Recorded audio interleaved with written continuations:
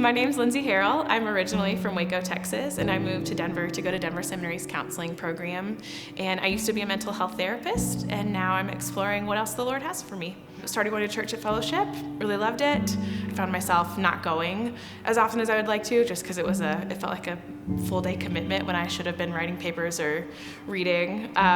So went to a different church for a little bit, and then when I finished grad school and moved back up towards the Highlands, and I started going again. And then oddly enough, that was about the time that we moved back down south, but not being in grad school, that was easier to make. One of the great things about moving away from my family was getting to really explore Jesus and the Bible outside of culturally what I grew up with Christianity being.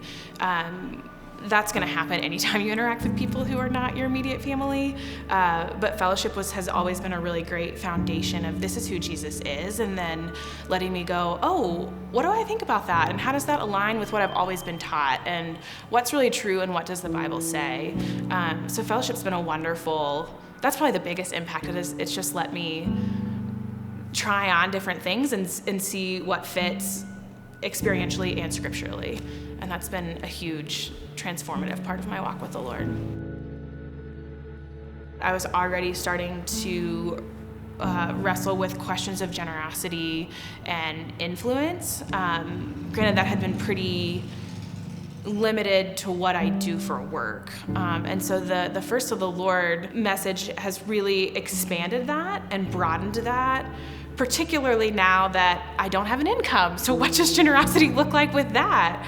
And how do I continue to be generous, both financially and in other ways, while trusting that the Lord is good and that He will provide? The first thing that comes to mind is Jesus was generous. He was generous with Himself, with time.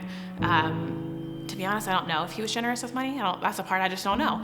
But I think about, the church in Macedonia didn't have a lot, and they were generous. And for me, we don't have to have it all together to be generous, and the Lord meets us in those spots where we feel like, I don't know if I have any extra to give here. And that's really where the Lord works, because that's when we don't have anything to offer. And that's when my weakness is His strength. Generosity is important to practice anywhere, and even in the smallest of ways. I think it is a posture of your heart, and that's what's inviting to other people, and particular to non-believers, is the generosity of Jesus.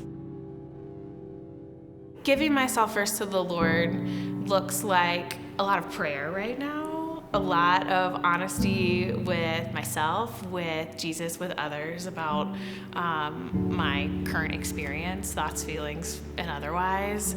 It'll be stretching. It'll be pushing me into things that are a little outside of my comfort zone. And for me, that's always where the Spirit is active and engaging.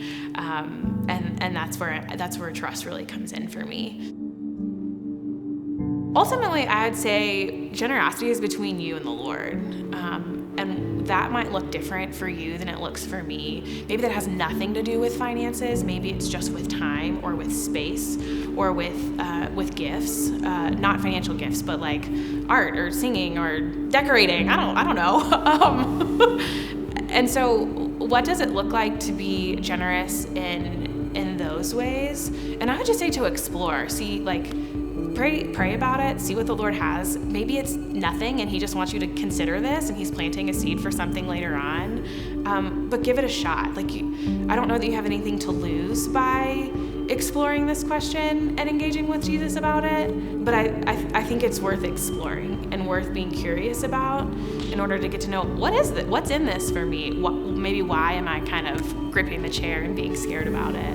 Or why do I feel hesitant? Or why is the Lord asking me to think about this right now? When I think about Jesus, I really want people to experience the freedom that He offers, and I sense that at Fellowship, and then an acceptance of you get to show up the way you are, and the Lord will meet you there. And so I'm so excited that Fellowship will get to recreate that in a variety of ways, and that they'll have capacity to do that so that other people can experience the freedom of Jesus and the connectedness of knowing who they are in the Lord. We're all seeking for that and striving for that. And so the fact that people might be able to experience that and then go out and engage with the community I have chills. It's so exciting, and it's just good. And I think we just need good. The world needs good right now.